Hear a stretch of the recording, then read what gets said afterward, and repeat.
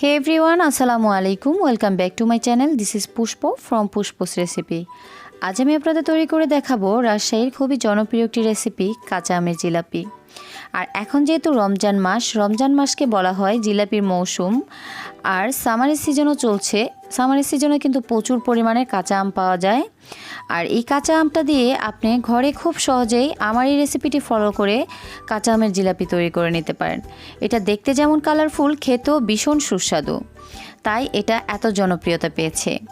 আর এই রেসিপিটি ফলো করে আপনি কাঁচা আমের রেসিপি তৈরি করে পরিবারের সবাইকে তাক লাগিয়ে দিতে পারেন। তাহলে চলুন দেখে নিই কীভাবে তৈরি করছি কাঁচা আমের জিলাপি।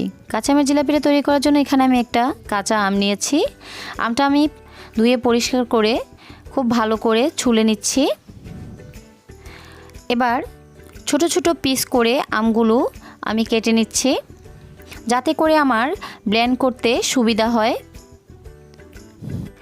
আমগুলো কাটা হয়ে গেলে আমের মিষ্টি বুঝে আপনি যদি টক আম হয় তাহলে সবগুলো আম 15 মিনিটের জন্য পানির মধ্যে ভিজিয়ে রাখবেন। এতে করে আমের টক কিছুটা কমে আসবে।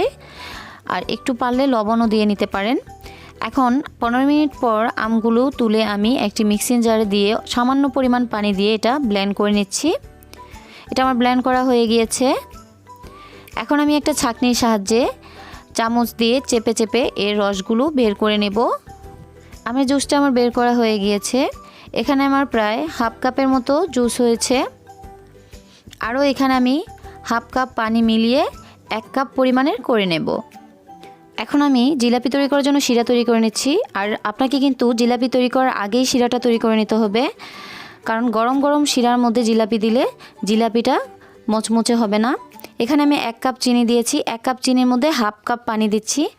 মোট কথা আপনি যে পরিমাণের চিনি নেবেন তার অর্ধেক পরিমাণের পানি নেবেন, তাহলে আপনার শিরাটা একদম পারফেক্ট হবে। এর কম বেশি করে নিলে শিরাটা পারফেক্ট হবে না। এবার শিরাটা একটু নেড়েচেড়ে মিক্স করে দিচ্ছি। কিছুক্ষণের মধ্যেই চিনির শিরাটা বলক এসে চিনিটা মেল্ট হয়ে গিয়েছে। এখন আমি এর মধ্যে দিয়ে দিচ্ছি 1 টেবিল চামচ পরিমাণের ঘি।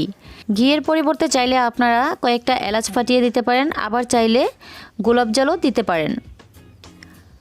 এখন আমি এর মধ্যে দিয়ে দিচ্ছি 1 চা চামচ পরিমাণে লেবুর রস। লেবুর রসটা দিলে চিনির শিরাটা দানা দানা হয়ে যাবে না, ক্লিন থাকবে একদম। সবশেষে এর মধ্যে অ্যাড করে দিচ্ছি 1/4 চা চামচ গ্রিন ফুড কালার। যেহেতু কাঁচা আমের জিলাপি করছি তাই আমি এখানে গ্রিন ফুড কালারটা দিয়েছি। এবার নেড়েচেড়ে এটা আমি চুলা থেকে নামিয়ে নেব। এবার আমি এখানে একটা মিক্সিং বোল নিয়েছি, তার মধ্যে দিয়ে দিলাম 1 কাপ ময়দা। আজকে আমি জিলাপি তৈরি করব 1 কাপ ময়দার। দিয়ে দিচ্ছি 1 চা চামচ পরিমাণের ঘি। ঘিয়ের পরিবর্তে আপনারা চাইলে এখানে তেল দিয়ে নিতে পারেন। এবার খুব ভালো করে মিক্স করে দিচ্ছি। মিক্স করা হয়ে গেলে যে আমের জুসটা আমি তৈরি করে রেখেছিলাম, এখানে হাফ কাপ ছিল, তার মধ্যে আমি আরও হাফ কাপ মিলে 1 কাপ করে নিয়েছি। এখন আমি অল্প অল্প করে দেব আর খুব ভালো করে এটা মিক্স করে দেব। জুসটা যদি আপনি একসাথে দিতে যান তাহলে আপনার জিলাপির ব্যাটারটা পাতলা হয়ে যেতে পারে। আর পাতলা হয়ে গেলে আপনার জিলাপিগুলো একদমই ভালো হবে না, মুচমুচেও হবে না। সবগুলো জিলাপির জুস আমার এর মধ্যে দেওয়া হয়ে গিয়েছে। এখন এটা আমি 4 থেকে 5 মিনিটের মতো এভাবেই বিট করে নেব। অনবরত নেড়েচেড়ে এটা বিট করে নিতে হবে। আপনি চাইলে হাত দিয়েও এটা বিট করে নিতে পারেন, কোনো সমস্যা নেই। এটা আমার 4 থেকে 5 মিনিটের মতো বিট করা হয়ে গিয়েছে। এখন আমি এর মধ্যে 1 প্যাকেট ইনু কেটে দেব। ইনুটা বাজারে 15 টাকায় প্যাকেট পাওয়া যায়। 1 কাপ ময়দার জন্য 1 প্যাকেট ইনুই যথেষ্ট। আর 1 প্যাকেট ইনুর মধ্যে 1 চা চামচ পরিমাণের ইনু থাকে। এর মধ্যে বেকিং পাউডার, বেকিং সোডা আর সাইট্রিক অ্যাসিড দেওয়া আছে। আর কোনো কিছু এক্সট্রা এর মধ্যে দেওয়ার প্রয়োজন নেই। দেওয়ার সাথে সাথেই দেখুন কীরকম ফ্লাপি হয়ে যাচ্ছে। এখন এর মধ্যে দিয়ে দিচ্ছি হাফ চা চামচ লবণ। লবণটা আপনার টক আর মিষ্টির ব্যালেন্সটা ঠিক রাখবে, তাই এখানে লবণটা দিয়েছি। এখন এর মধ্যে দিয়ে দিচ্ছি গ্রিন ফুড কালার। এখানে গ্রিন ফুড কালারটা ব্যবহার করলে জিলাপিটা দেখলে মনে হয় যে কাঁচা আম ভাব, তাই এখানে গ্রিন ফুড কালারটা ব্যবহার করেছি। আপনি চাইলে এটা স্কিপ করতে পারেন। আর অনেকেই ভাবছেন যে কিভাবে বুঝবেন যে পারফেক্ট গোলাটা তৈরি হয়েছে। যখন উপর থেকে এভাবে ফালানোর পর নিচে পড়ে একটা দাগ থেকে যাবে তখনই বুঝবেন যে আপনার ব্যাটারটা একদম পারফেক্ট হয়েছে। এবার আমি এই জিলাপিটা তৈরি করার জন্য এখানে একটা সসের বোতল নিয়েছি। সসের বোতলে চিকন সরু একটা মুখ আছে, আপনারা আপনাদের পছন্দ সাইজ অনুযায়ী কেটে নিতে পারেন। আর আপনারা চাইলে যে কোনো মোটা কাপড় বা মোটা ব্যাগ দিয়েও জিলাপিগুলো তৈরি করে নিতে পারেন। এখন জিলাপির ব্যাটারগুলো আমি কৌটায় নিয়ে নিচ্ছি। এবার ঢাকনাটা লাগিয়ে নিচ্ছি। এখন চুলায় একটি প্যান দিয়ে এর মধ্যে 1 থেকে 1.5 ইঞ্চি উঁচা করে তেল দিয়ে নিয়েছি। কিছুক্ষণের মধ্যেই তেলটা গরম হয়ে গিয়েছে। এখন আমি এই হাঁড়িতে যে কয়টা জিলাপি নিবে সেই পরিমাণের জিলাপি ঘুরিয়ে ঘুরিয়ে দিয়ে নিচ্ছি। আর তেলের মধ্যে যখন এভাবে ঘুরিয়ে ঘুরিয়ে জিলাপিগুলো দিবেন তখন দেওয়ার সাথে সাথেই তেল থেকে যদি উঠে আসে তাহলে বুঝবেন আপনার তেলটা পর্যাপ্ত পরিমাণ গরম হয়ে গিয়েছে। আর যদি একটু সময় নেয় ওঠার জন্য তাহলে কিন্তু আপনার তেলটা পারফেক্টভাবে গরম হয়নি, এতে করে জিলাপিগুলো চ্যাপটা লেগে যাবে। দেওয়ার সাথে সাথে এরকম উঠে আসবে। কিছুক্ষণ জিলাপিগুলো ভাজার পর এক পিঠ আরেক পিঠ উল্টে ভেজে নেব।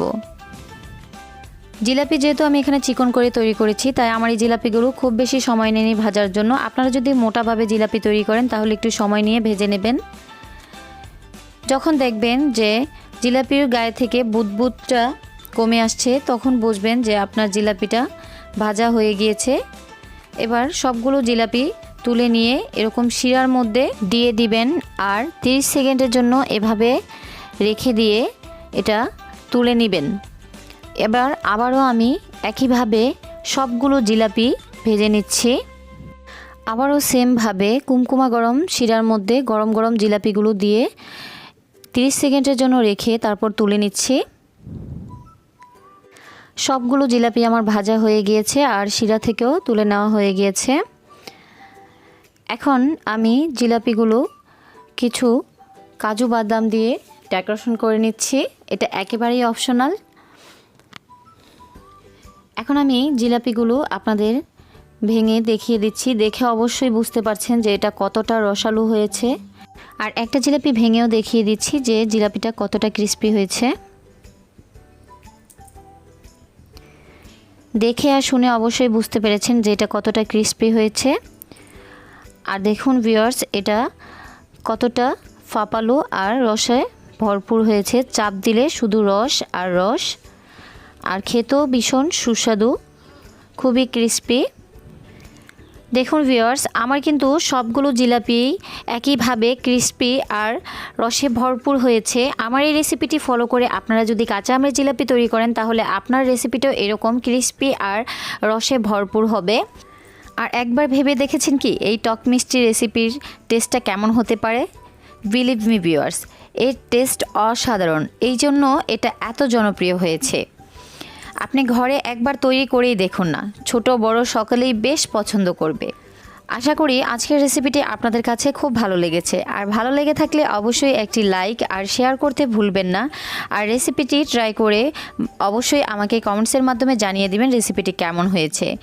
আজ এই পর্যন্তই, আবারও কোনো নতুন ভিডিও নিয়ে আপনাদের সামনে হাজির হব। আল্লাহ হাফেজ, আসসালামু আলাইকুম।